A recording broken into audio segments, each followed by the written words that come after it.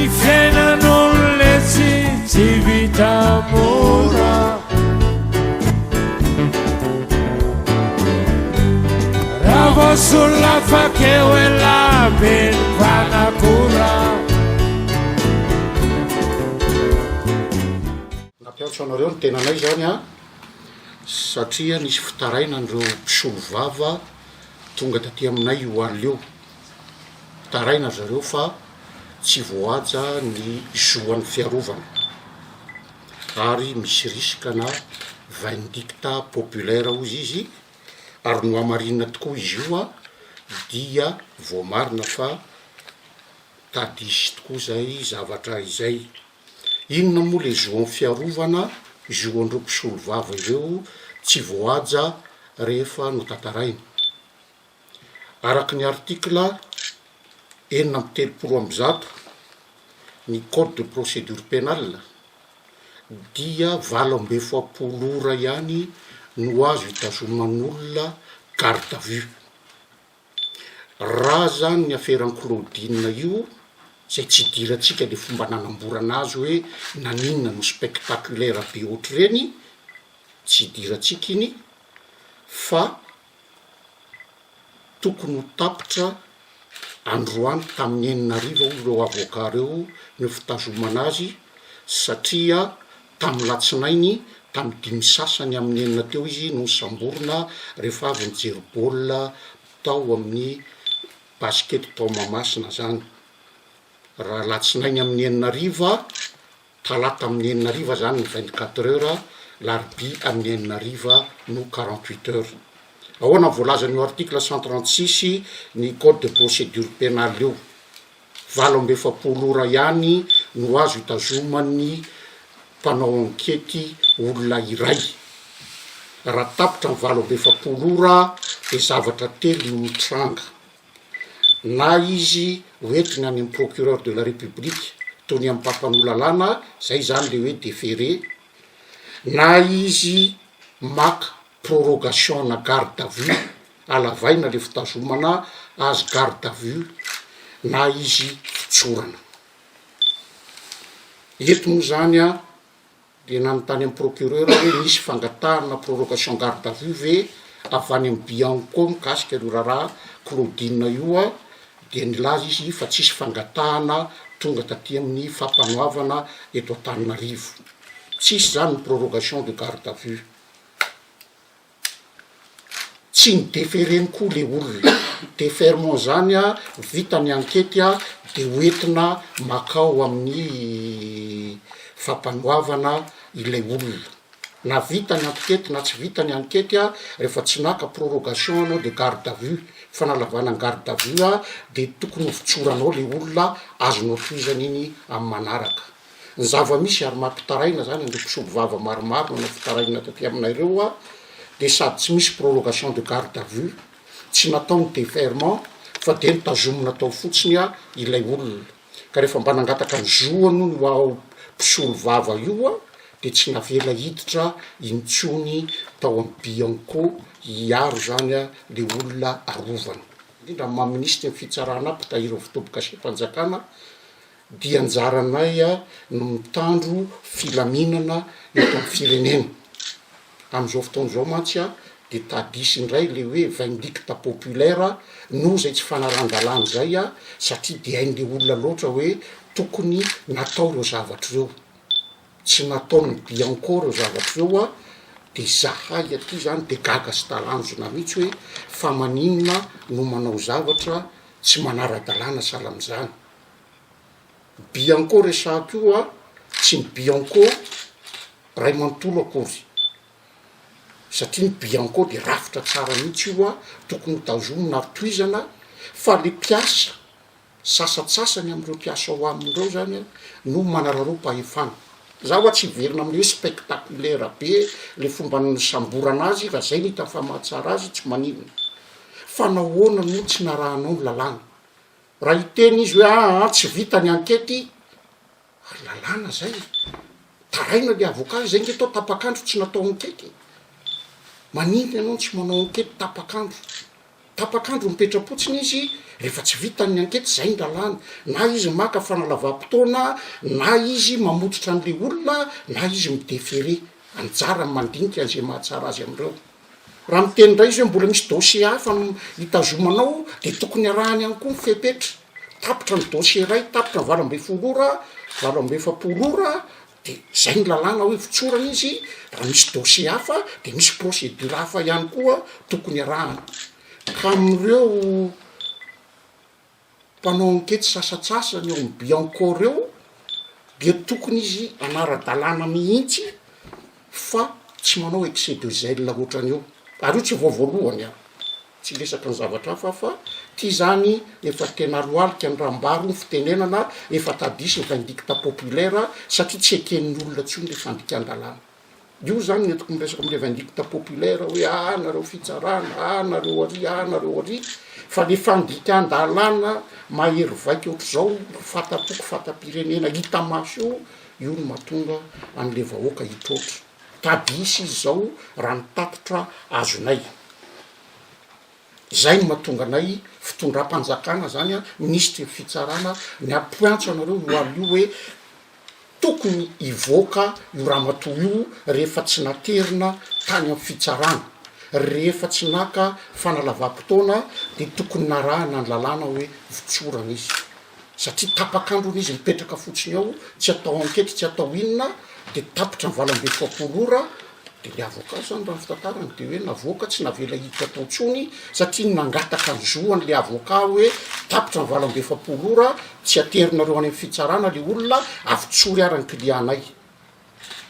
zay zany ny zava-misy ankehitsiny ka dia raha maheno azy zany a ireo olona rehetrareo a de izahay aty zany a de afatra-panaja lalàna ajainay ny lalàna hoe ajao le valo ambe efapolora avoa i olona io satria tapitra ny valo ambe efapolora na vita ny dossier na tsy vita raha misy deuxième dossier oa de misy procédure ndray arahana mikasika an'izay deuxième dossier zay fa vita aloha ny étape voaloha na vita ny ankety na tsy vita ny ankety lalàna amiteny hoe valo ambe efapolora rehefa tsy naka prorogation de garde à vue ianao azo antoka zato isan-jato fa tsy naka prorogation de garde à vue io satria nanontany antony amin'ny mpampanao lalàna izay zany a no itsoko anareo aty hoe misy zavatra tsy mety nataon'ny olona mpanao ankety sasatrasany eo am Bianco satria tena nioatra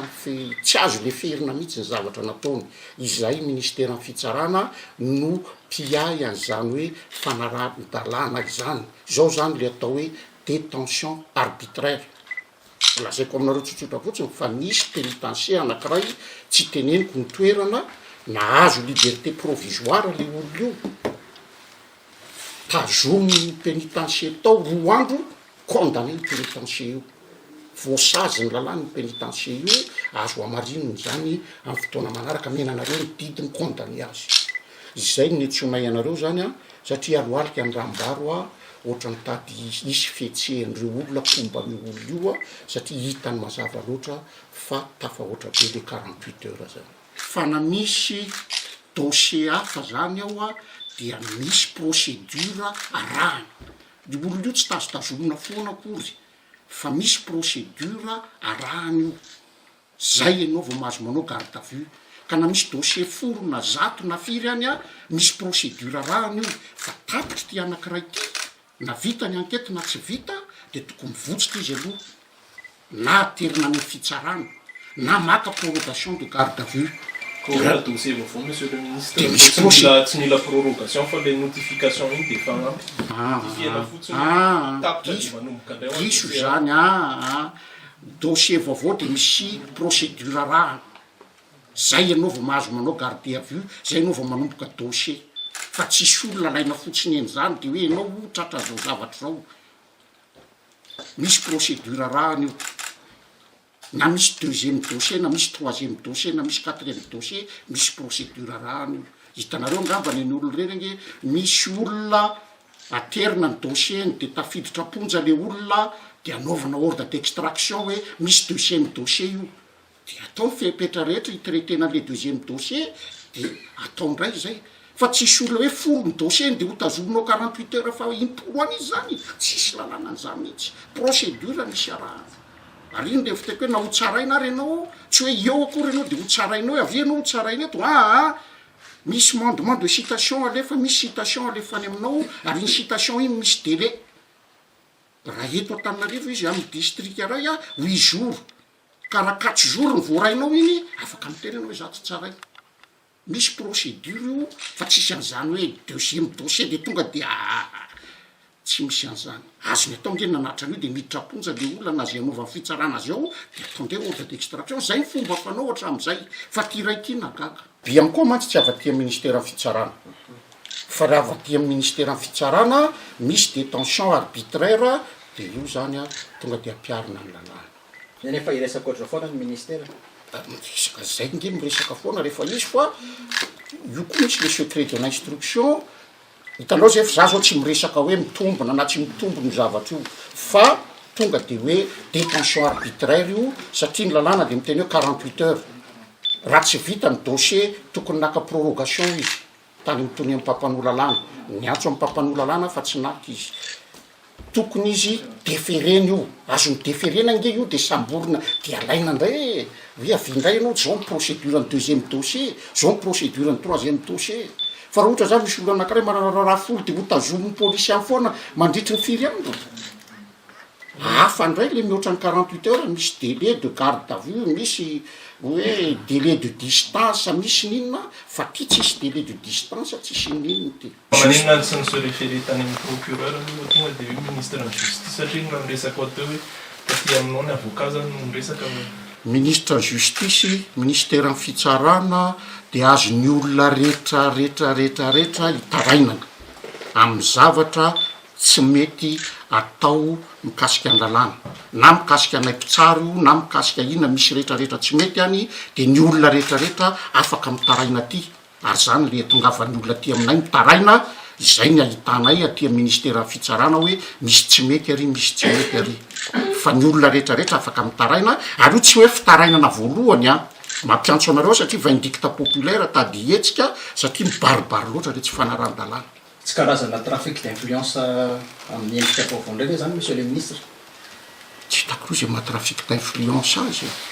teny 48 heures ny délai de garde à vue tapitra ny 48 heures tokony hivoaka le olona ka inona le trafic d'influence sa hodina tsita le 48 heures nefa le avocat fa tsy manaiky fa mitaraina ty aminao ianao no mpitahiry ny tombo-kasempanjakana ianao no ministre ny fitsarana ianao no tandalàna tokony hiary ny lalàna eny azoko nytinao atao tsy haiko ianao na gazetiza na gazetiza tsy haiko nambony aiza aloha io nambony aiza fa zavatra misy de zao nitaraina taty aminay ny avocat hitanareo ngambo reo dossier rehetrarehetra orinako reo fitaraina an'ireo fa ty tena flagrant ary tady isy vindicte populaire tady isy vindicte populaire izy amitsika miteny zao satria enareo ngamba vaovao teny teo nge le avocat hoe nefa nanao conférence miaraka taminareo vahoaka be ny ao ka nirasana hipoka ave le vindicte populaire vo hetsika zay le manahirana inona tompoka mety mesure mbasy ministère ny fitsarana na gouvernement raha ohatra ka tsy manaiky ny amoanan'ny olo iny bianco tsy fezy ministère ny fitsarana malo teny izy ao koa zany tsy hoe ny bianco asory le hoe bianco zay avao tsara tsy bianco io fa olona ray soroa mpanao enquête eo amy bianco olona vitsivitsy io tsy manara-dalàna io fa tsy ny bianco rehetrarehetra ka nino ma fa rehefa raha tsy hainy le lalàna fa avariny izy zay ny mamay ahiteny eto hoe zao ny lalàna tiany code de procédure ty akaiko ty de io ny tokony arahana fotsiny ny fiainan'olona tsy vita mora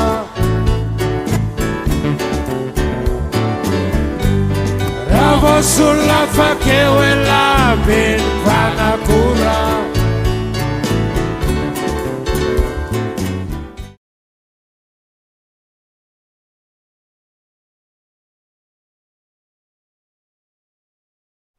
fa manontoana ny fahaleovantena ny Bianco ny fanambarana nataon'ny ministry ny fitsarana omaly ao ny taleny jeneraly ny Bianco androany tokony amikalalana tanteraka nanaovana ny fanadiadiana amin'ny olona voapanga raha ny nambarany tsy manoatra ny fitondram-panjakana ihany koa ny Bianco fa miady amin'ny kolikoly mbola nanamafy ny taleny jeneraly ny Bianco androany fa mitovy avokoa ny olon-drehetra ary tsy misy olona ambony lalàna zorabaljoana sy rivorantsianazana.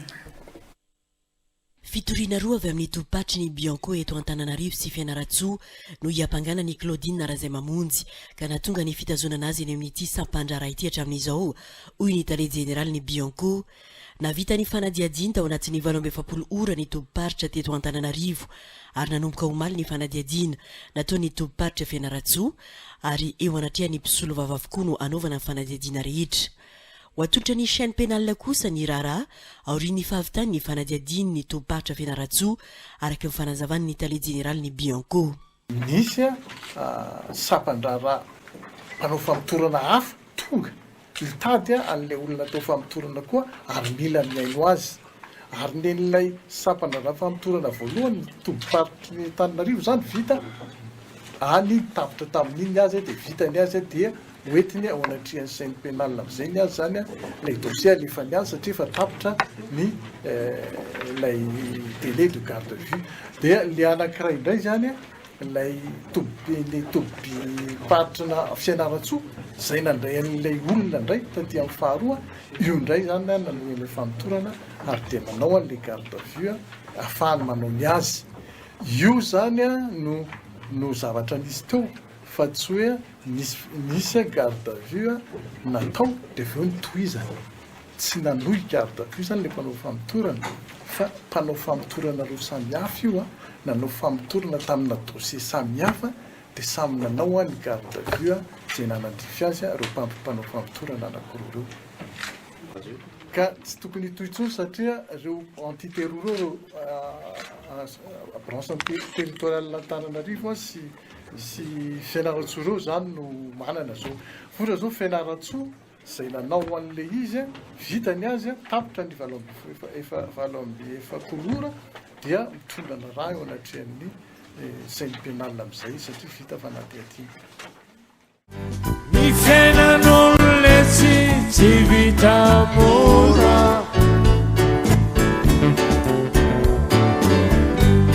raha vao solafakeo e lameny mpanakora.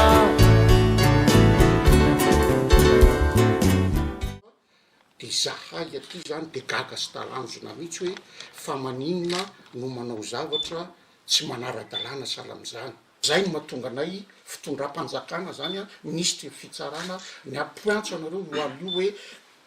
tokony hivoaka io raha matoa io rehefa tsy naterina tany amin'ny fitsarana. Nivoaka gazety io maraina io ihany koa ny fanambarana navoaka ny antoko HVM fa ny fandalovan'ny Claudine Narazay Mamonjy eo amin'ny Bianco dia tsy midika fa meloka izy. Fantatra ihany koa fa niary ity mpanolontsaina ity ny filohan'ny Repoblika nandritra ny filan-kevitry ny ministra Omaly Reva teny Avoloha izay naharitra ora RS fefany ary nilaza ny tenany fa tsy ankasitranana ny fomba ny samboran'ny Bianco azy. Raha ny vaovao iray ihany koa nilaza ny filohan'ny Repoblika fa ny mpanolotra ny mety ambadika ity raharaha ity hamelezana ny HVM. Fitarainana voaray avy amin'ny mpisolo vavan'ny Claudine Narazay Mamonjy sy fiarovana amin'ny mahatandapa-azy no nataon'ny ministry ny fitsarana Omaly alina fanambarana izay notoeriny sendikan'ny mpitsara ny tolakandro teo. Fanontaniana mipetraka tahotry ny isiny anarana tandapa voatonontonona miaraka amin'ity raharaha ity ve no tsy hamelana ny fahalalahan'ny fanadiadiana. Raha ny hita hatreto tsy manan-tsafidy eo anatrian'ny mpanatanteraka sy ny filoham-pirenena izay nanendry azy teo amin'ny toerana ireo rafi-pitsarana na rafitra miady amin'ny kolikoly eto amintsika. Toy an'izay raharaha Claudine Narazay Mamonjy izay hatrany dia naneho ny hevon'ny syndicat-ny mpitsara eto Madagasikara tamin'ity androany ity mitaky ny fanajana ny tany-tandalàna hatrany izy ireo araha izay fanambarana izay. Mitaky zahay ny hampiarana ny lalàna 7:30 nivoaka tamin'ny 6 septambra 7:30 mikasika ny Bianco. Nasiam-panovana araka ny lalàna 7:30 izay miantoka ny fahaleovantena tanteraka. Mametraka ny tsy fitsabatsabahan'ny fahefanam-panatanteraka sy ny fitsarana raha mbola eny anivony fanadiadina sy famotorana eny amin'ny sampandraharaha io raharaha io. Noho zany tsy ekenay ny mba ho fampiarana io lalàna io ny fitsabahana na iza amin'ny raharaha fa aoka havela iasa malalaka ny mpanao famotorana satria tsy mbola mahakasika ny fitsarana ny raharaha ankehitriny tandrovanay SMM izany tsy fitsabahana sy faneriterena ary ny endrika tsindry rehetra amin'ny fotoana zay mety hahatongavan'io raharaha io aty amin'ny fitsarana izahay dia anaramaso an'izany akaiky. Tsy ekenay ny herisetra amin'ny endriny rehetra ataony amin'ny mpiasa-panjakana sy ny bureau-panjakana. Tsy manaiky lembenana amin'ny fanororona sy ny tsindry isan-karazany na avy amin'iza na avy amin'iza. Mamerina hatrany ny fametrahana ny fahaleovantenan'ny fitsarana ary manamely koa ny fomba rehetra atao hanoantohinana izany. Mamerina ihany koa ny mahatanitandalana ny firenena malagasy ary ny ambetitenin'ny izay ambetitenin'ny filoham-pirenena matetiky. Manamafy fa araka ny didy aman-dalàna dia tokony tsy hitsabahana ny raharaha-pitsarana ary tokony hajaina mandrakariva lalam-panorenana sy ireo lalàna manan-kery rehetra. Manamarika ny SMM fa ny endrika ny fitsabahana amin'ny famotorana toy izao atao amin'ny Bianco zao dia toherinay. Fa rehefa tonga aty amin'ny fitsarana ny raharaha dia hanaramaso akaiky ny fizotran'ny SMM. Raha manao fanambarana iny ny ministra dia niheviny nambarany fa tsy hevitry ny mpitsara malagasy. Noho zany miantso ny vahoaka rehetra mba ho tony izahay mpitsara mivondrona ato amin'ny syndicat. Ny fiainan'olona tsy vita mora, raha voasolona fakeo e lameny fanakora.